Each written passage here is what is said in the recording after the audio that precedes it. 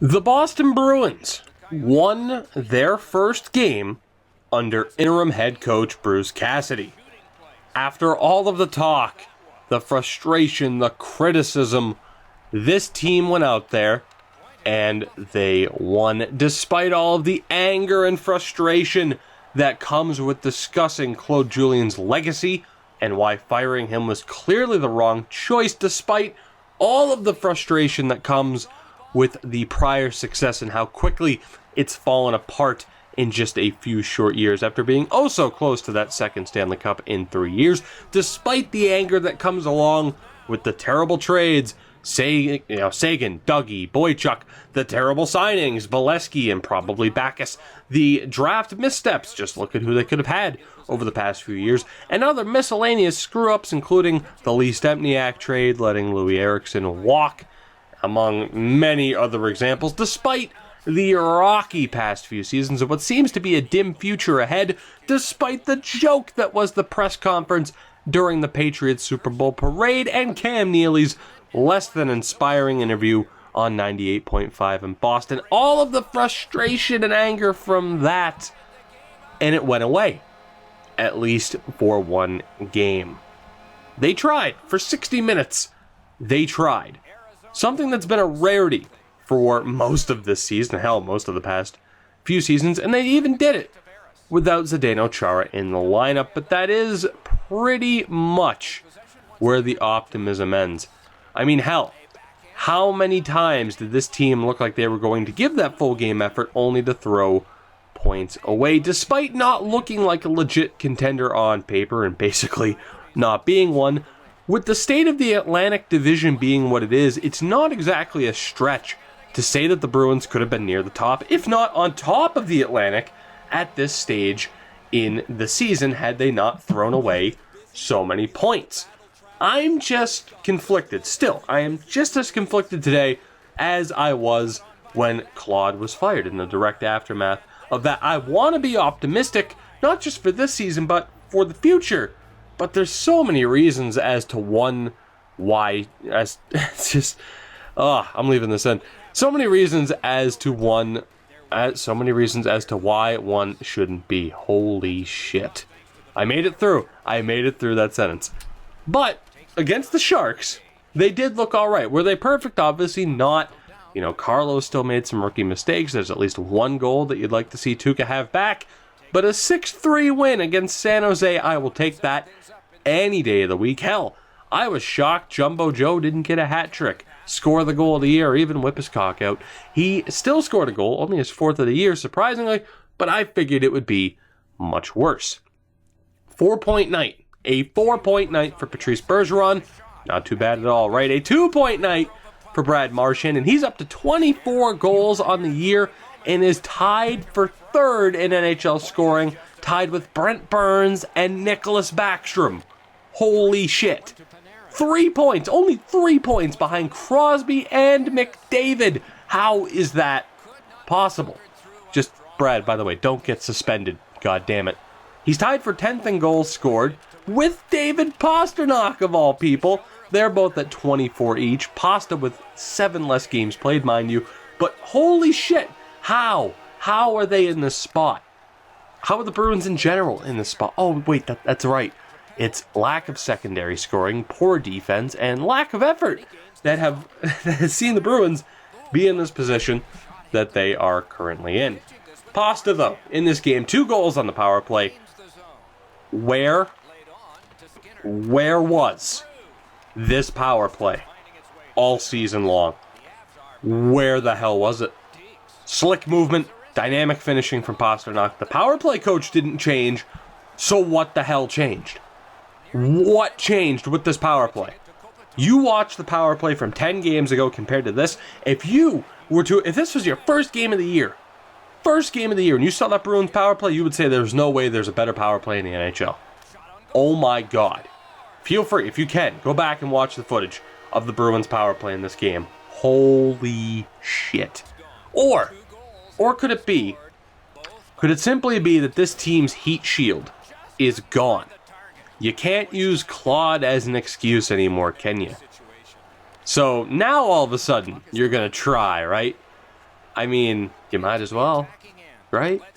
I mean, at this point, who are you trying to impress? Dumb and Dumber in The Office?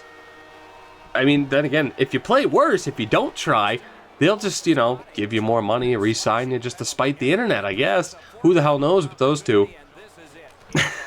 The Bruins beat the Sharks, and that's great. It really is. But this hot and cold season, the inconsistency, the mind-boggling inconsistency, it leaves me in the same spot I've been all year. It leaves me in the same spot I've been for the past few years. Angry, confused, and in need of a nap.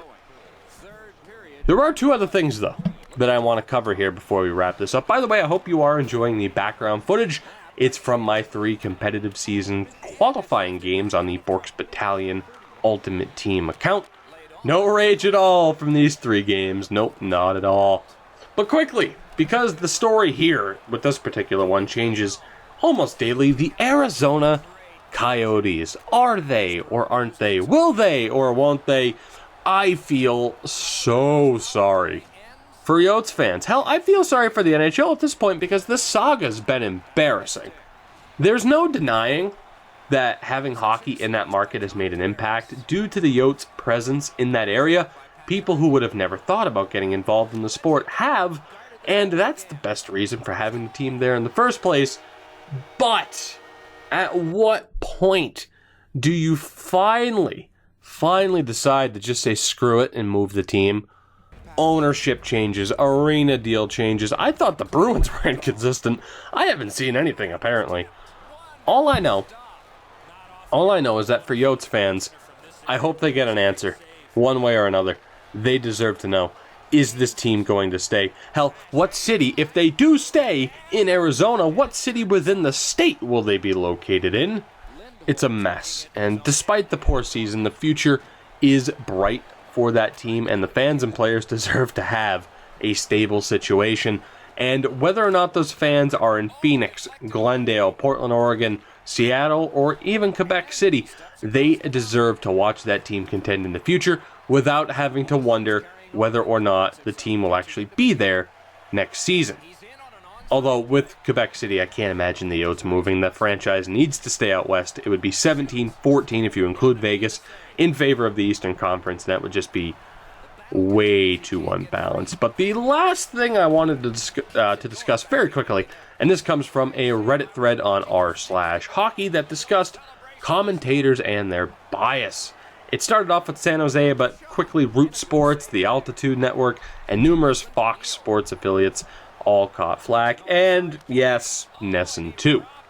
Now, this isn't to insinuate that the hate was only coming from fans who aren't from those areas. For example, there are plenty of Bruins fans who cannot stand Jack Edwards and Andy Brickley on NESN, but there's a reason for that, and there's a reason why people from within those locations and people outside of those locations especially don't much care for certain commentary, and that's really because in general, and this is a generalized statement, it's not, it doesn't cover everybody, and it's painting with a very broad stroke, but announcers are paid to appeal to the most stereotypical fan that follows that team.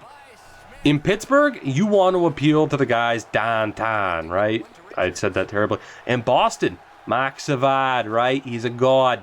You want to appeal to the guys who sit at the bar yelling at the fucking TV, or those guys that call into radio shows and armchair GM the team to death. I don't want to call it appealing to the lowest common denominator, but that's basically what it is. That's not to say that you can't find commentators for other teams enjoyable, or that you absolutely have to enjoy your local broadcast team. Again, it is painting with a very broad brush, but that is a big part of the reason as to why most people find other teams' commentators annoying. They are supposed to be biased towards the team that they are commentating. But, am I going to try to defend NESN? Yeah, hey, Jack Edwards, I've seen him flip out more for some amazing goals that the other team scored rather than the Bruins. But, yeah, if Milan Lucic or Sean Thornton or Kevin Miller or Adam McQuaid or Zdeno Chara kill somebody in a fight, does he get a bit excited? Yes, he does. And some Bruins fans like that, others don't. But anyway, that is all that's on my mind today. I want to know, though, from you guys, what do you think about everything that I discussed? The Bruins, in general, are you a bit more optimistic after the win over the Sharks. The Arizona Coyotes, what the hell is going to happen with them? And commentators. How do you feel about your own and just in general, other commentators? Like if you ever had to watch on, you're watching on NHL Network and they bring up Fox Sports Pacific or whatever, and you have to listen to the Anaheim Ducks commentator, but you're from Minnesota. What do you think? I don't know. Let me know, though, down in the comments below. And as always, if you care to, make sure to drop this video a like to help support me and my channel. Subscribe if you haven't already to continue following what I do here, and I will catch you guys next time.